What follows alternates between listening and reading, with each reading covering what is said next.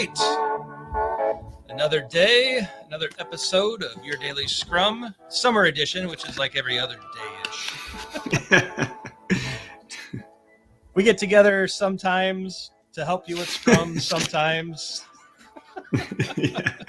Terrible intro. Like and subscribe so you don't miss a video when we decide to post them.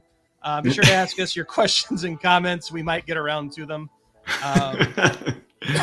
We're in summer mode, by the way, everyone. Summer mode is in effect. Hopefully you're able to do that too, getting some relaxing time with your family sometime this summer. Absolutely. We hope you all are having a great summer. We certainly are. A lot of camping, a lot of fishing, a lot of sports. So we're kind of slowing down a little bit, but we'll be back in full force probably towards the end of this month. Mm-hmm. For those watching in the future, it's July of 2022. All right, Todd, top 10 rewind continues. This is number 9. Should a Scrum team use story points? What do you think? Data from this one. Fired up. There's an interesting data point with this one that I want you to think about. So 5,600 views, 171 likes, 20 comments, which, by the way, some of them are very interesting to read. We published this in February 15th of 2021. All that being said, viewing likes and views as an indicator, this video has a far more impressions than some of our top 10. So impressions meaning how many times your video thumbnails were shown to viewers includes only impressions on YouTube, not on external sites. So there's a lot of impressions, not as many views, which is interesting to me. I'm not sure why, but I know this one also hit the Twitter and the LinkedIn very hard with lots of interesting comments there as well. But that's the data. Should a Scrum team use story points? Everybody gets fired up about story points. And when you try to make the argument, and again, we have opinions.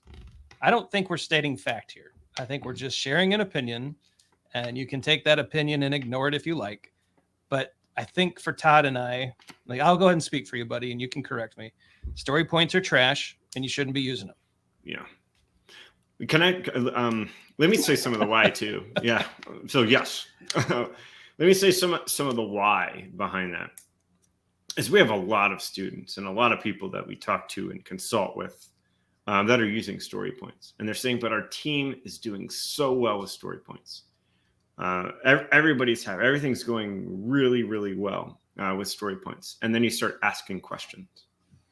Are viewing story points and velocity as a means of team performance? Yes, we are. By the way, you shouldn't do that. And you start asking other questions. How are you using story points? What are you doing with velocity? How are these things unfolding? And it's just the answers that we get are anti-pattern. We're using it to gauge a team's performance. Anti-pattern. We're coming up with waterfall deadlines because of this. Anti-pattern. We're giving no room and telling a team they have to do 30 per sprint.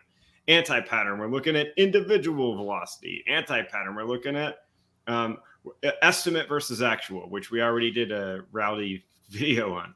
And so you start drilling into how people and teams and organizations are using story points, and you start asking questions, and it suddenly emerges that there's a lot of anti-patterns that are happening under the covers there. That was not the intention of the person that created them, right? But on this one, our answer is no, because they have been misused so many places that I know it's time to move on from them. It's time to move on from them. What do you think, Ryan? Yeah, I think even the conversations get weird. I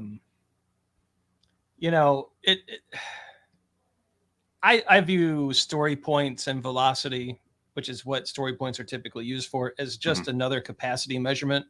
Now, when I made that statement, it led to a lot of trouble on Twitter, where some certified Scrum trainers jumped in and tried to get all corrective on me. Regardless of the schemes and the methods that they use, I still think if you send 2 developers home for a sprint, your velocity will decrease, which means the number of story points you can perform or do decreases, which means it's at least strongly tied together. Okay. And so if people want to die on that hill, great. I'm okay ceding some ground and saying there's a strong correlation between story points and capacity. And so with it really looking like a capacity measurement, it's really weird to me when people say, let's increase our velocity. All right, are you hiring 2 people? Because I don't know of another way unless you have some serious organizational impediments to remove. And even then, velocity may not increase. And so I see it as an anachronism. It's a relic from 10 years ago when and people really shouldn't be teaching this stuff anymore. It's time to be value focused. It's time to use frameworks like EBM. It's time to embrace Daniel Vicanti's work from When Will It Be Done? It's time to move on to Actionable Agile or some others, spreadsheets from Troy McGinnis if you want the free version. It's time to move. This is Todd, to me, this is like using hand tools to cut wood and do carpentry when you've got modern drill presses and circular saws and nail guns. And it's like, yes, it's fun, but come on. Yeah. And it's interesting because the entire point of agility is to know when what you did in the past isn't working and to change direction. Yeah. From a lot of perspectives, from your process perspective, from your product, and to be able to do that more quickly, right? Not to get in these archaic long-term. So this is a practice that is no longer working. And when you ask questions, I really can't find a recent example. And by the way, 8 years ago, I was an advocate and a proponent for using story points. It was about 8 years ago that I stopped. Before that, I was, but I would not advocate for it now because of how much it's been misused and misinterpreted. And maybe misuse is the wrong word because a lot of people, I inherently don't think people have evil intentions with the way that they use these things. It just happened that way. Yep. Right. I don't think anyone's being malicious. I also want to be clear. We're not saying don't estimate or don't measure anything. Yeah. We're advocating for cycle time, throughput, item aging, and SLEs, right? We're not saying don't measure. We're saying measure something different. Yep. All right. That'll be another controversial one. Can't wait to see your comments. Send all emails to todd@agileforhumans.com. And like and subscribe. Call Ryan's. No. Write Ryan a hand letter. No. Check us out on Facebook, Twitter, and LinkedIn. Touche. I'll never do that again. You win. Like and subscribe so you never miss a video. Check out our 2 free courses that are going to pop up for the framework and EBM. Some merch is going to pop up as well. And if you want to email me, it's ryan@agileforhumans.com. Hit me with your comments too. I can take it, or just leave them below. For Todd, I'm Ryan. Go forward, do some great Scrum things. If you're using story points, we're not mad at you. We just want you to consider something different. All right. See you next time.